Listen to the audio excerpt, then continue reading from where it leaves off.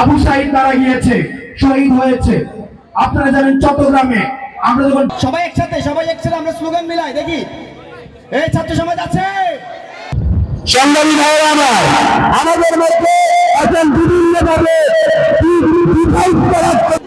ভারত যখন চোখ রাঙায় আবু সাঈদ রুকে দাঁড়ায়।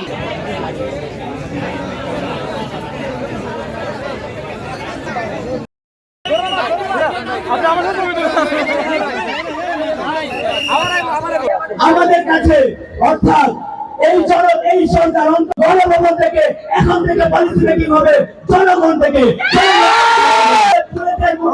মুখ পেতে দিতে হয়। তাই যদি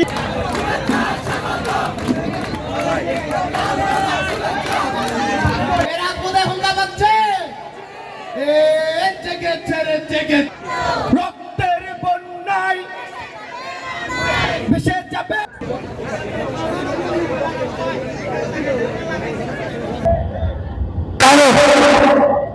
আমি যদি বাংলাদেশকে